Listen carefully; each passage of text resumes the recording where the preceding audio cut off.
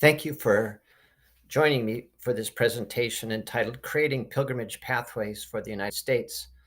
My name is Jim Mills. I'm a faculty member in the Department of Geography and Environmental Sustainability at SUNY Oneonta. The U.S. is exceptional in many ways, particularly when it comes to pilgrimage.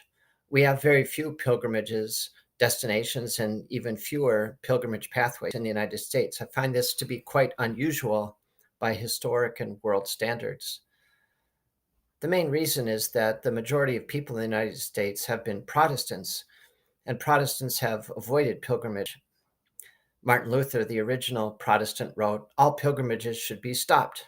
There's no good in them, no commandment enjoins them, no obedience attaches to them.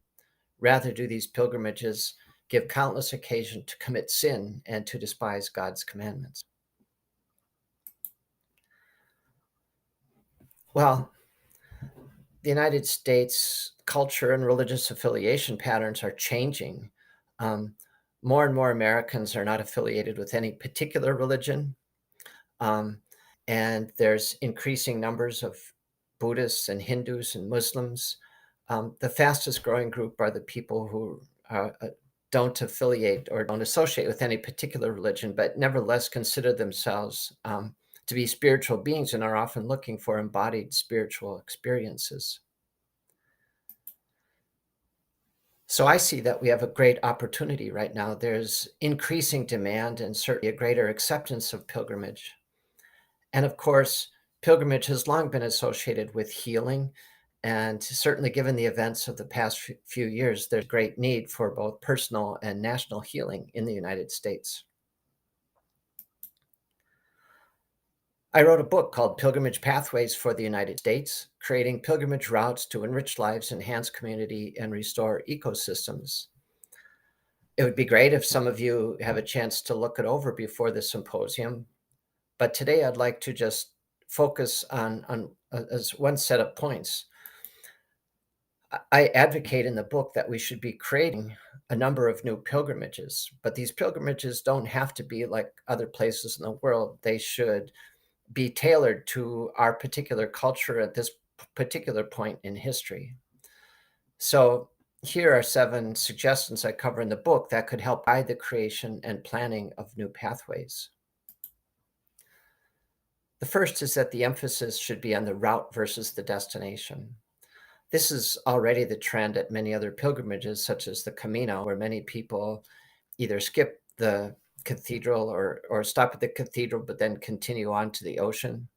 Um, and having a route is better suited to diverse religious participants. If you've had the opportunity to walk a labyrinth, you know that the emphasis there is certainly on the journey, not necessarily the destination. Secondly, I believe the focus should be on walking. There are a number of environmental reasons for this that are apparent, but I think maybe even more important are the experiential reasons. John Cagg, the philosopher, wrote, "Thoreau thought there was something sacred in walking, and he said the best way to do it was to saunter, from the French saint terre. The point of walking was to move in such a way as to make or keep the land holy. The destination was pointedly unimportant. Of course, you had to decide where to go, or better, how to go, but the point of walking was not to get anywhere in particular. The point, if one could call it that, was to experience the sublime in the mundane. And this experience, so common and yet so rare, had the intrinsic value, that made a life worth living." Or another writer, Robert McFarlane, wrote, "Everywhere I went on these journeys, I encountered men and women for whom landscape and walking were vital to life. I met tramps, trespassers, dawdlers, mourners, stravagers, explorers, cartographers, poets, sculptors, activists, botanists, and pilgrims of many kinds. I discovered that walking is still profoundly and widely alive in the world as a more than functional act. I met people who walked in search of beauty, in pursuit of grace, or in flight from unhappiness, who followed song lines or ley lines. I witnessed walking as noncompliance, walking as fear star song, walking as elegy or therapy, walking as reconnection or remembrance, and walking to sharpen the self or to forget it entirely. End quote. Thirdly, routes should be open to all and useful to a variety of religious perspectives. Individuals of all religious affiliations should feel welcome on the pathways, and they shouldn't privilege one tradition over another. A number of universities have spaces on campus that are considered to be spiritual commons. These are spaces that are used by all the religious groups, and we could think of pilgrimage pathways as a similar sort of spiritual commons. Fourth, I think that pathways should provide rich spiritual experiences. They could do that in a number of ways. Art could be included along the way, such as sculpture gardens, botanical gardens, and fruit orchards might also be included. Rudolf Otto, who coined the term numinous, thought that there are a number of landscape features that could evoke numinous responses, such as caves or rock walls and rock formations and cliffs. Lake, rivers, waterfalls, springs, and wetlands might evoke a numinous response, and heights and vistas he considered to be important. An example of this, if we go to Ireland, there's a famous passage tomb called Newgrange. It's located on the top of a hill that overlooks the Boyne River Valley. So if you're at that point, you can see vast distances. And yet the tomb itself is very dark and mysterious, except on the solstice when the sun shines down the passage.